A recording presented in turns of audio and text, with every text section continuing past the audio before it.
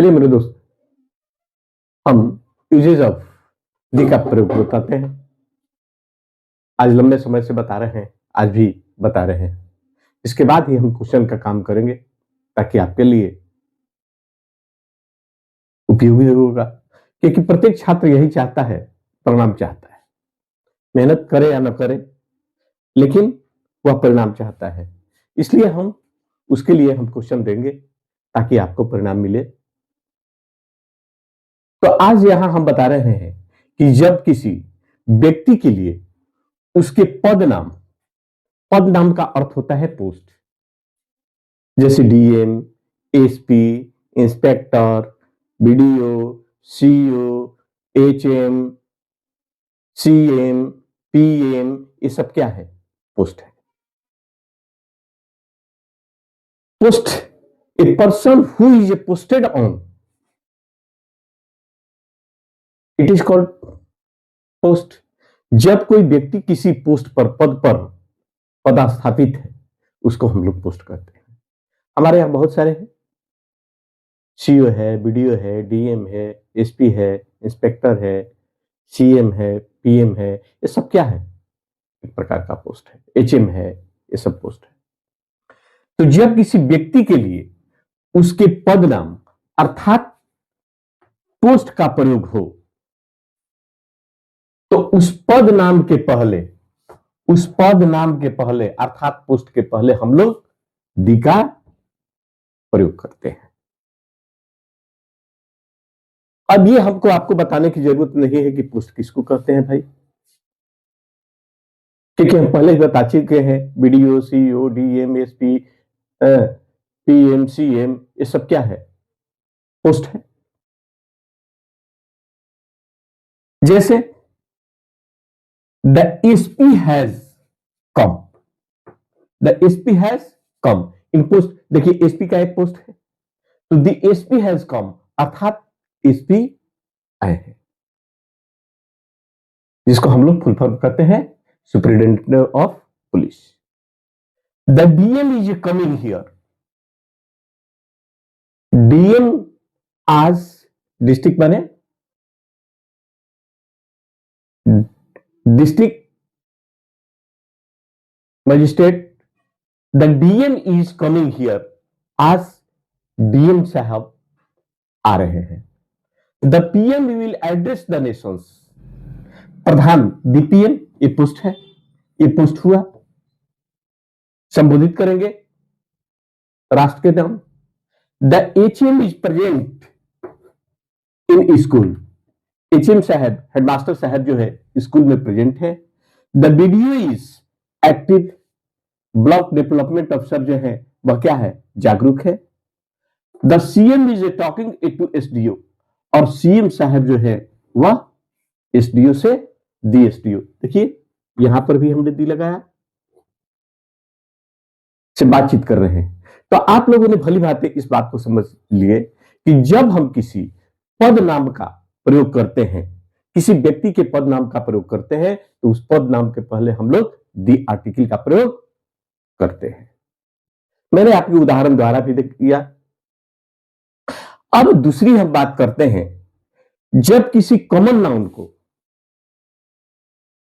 अर्थात जातिवाचक का प्रयोग भाववाचक अर्थात एब्स्ट्रैक्ट नाउन की तरह प्रयोग हो, तो उस जातिवाचक यानी कॉमन नाउन के पहले हम लोग दी का प्रयोग करते हैं।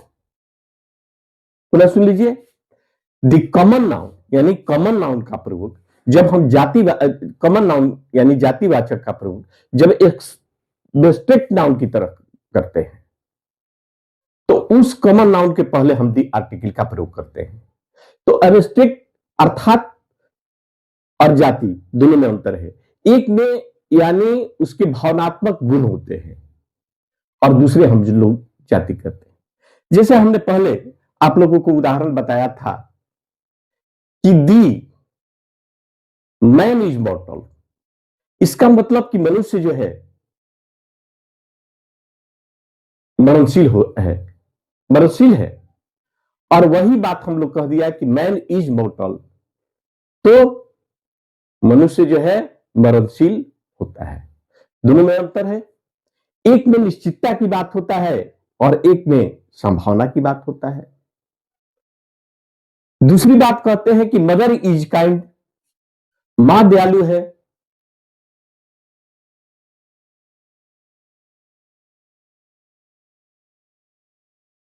मदर इज काइंड अर्थात मां दयालु होती है। और वही बात हमने कहा कि दी मदर इज काइंड अर्थात मां जो है दयालु है। तो एक को मदर इज काइंड मां दयालु होती है और वहीं पर कहा कि दी मदर इज काइंड यानी मां जो है दयालु है।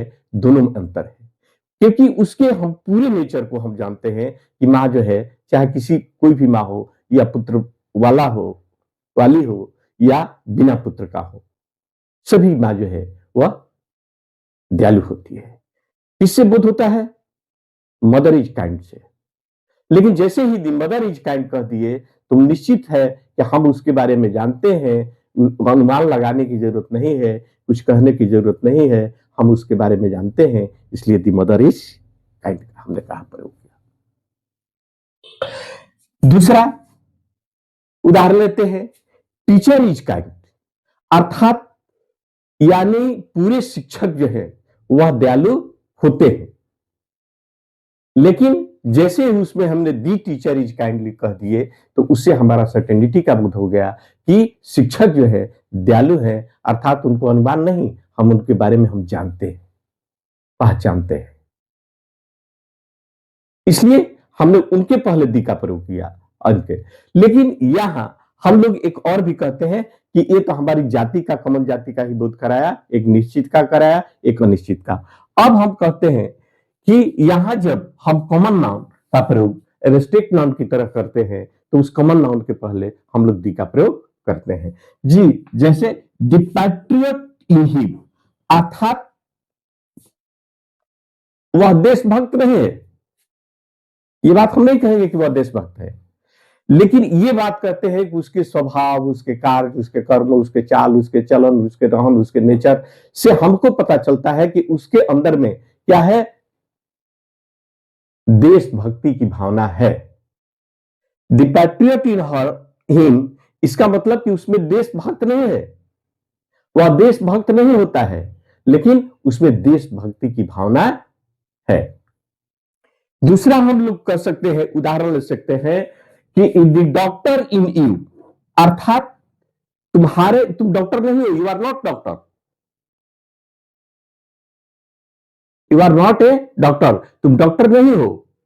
बशर्ते यहां जब दी लगा दिए तो ये हमारा कॉमन नाउन जो है एक एब्स्ट्रैक्ट नाउन की बात करता है और इससे पता चलता है कि तुम्हारे अंदर में चिकित्सक की भावना है।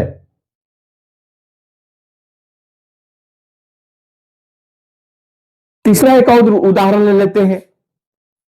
हमने मदर की बात कहा था, द मदर इज काइंड यानी मां दयालु होती है।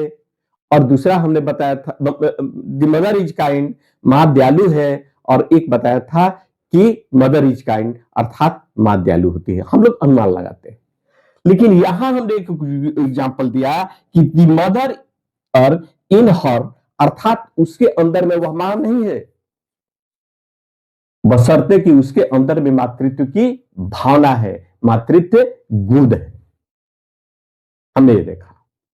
अगला उदाहरण ले चलते हैं, एक और भी, द सिंगर इन हिम अर्थात द सिंगर का मतलब क्या हुआ, वह संगीतकार है नहीं, वह संगीतकार नहीं है, लेकिन उसके अंदर में जो गायक की भावना है वह उसके अंदर में गायकी की भावना है। तो हम लोगों ने आज देख लिया, एक दिखा दिया हमने कि किसी भी पदनाम के पहले हम लोग दी का प्रयोग करते हैं। दूसरा हमने बताया कि किसी कॉमन नाउन के पहले अगर हम प्रयोग अगर भाववाचक एब्स्ट्रैक्ट नाउन की तरह करते हैं तो उसके पहले भी दी का हम लोग प्रयोग करते हैं, बशर्ते कि उससे वह जाति का बोध नहीं होता है, बशर्ते कि उसके गुण भाव का बोध हो।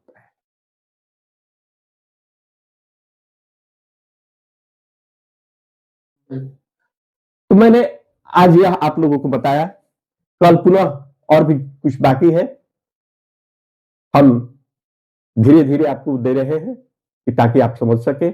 उसके बाद हम प्रैक्टिकल पर आएंगे। आपको धैर्य खोने की जरूरत नहीं है, धैर्य को बनाए रखना है। आशा ही नहीं, पूर्ण विश्वास है कि हम अपने मुकाम पर पहुंचूंगा, अपने लक्ष्य को प्राप्त करूंगा, अपने एम को प्राप्त करूंगा। धन्यवाद। आज यही हम स्थगित करते हैं, कल पुनः मिलेंगे।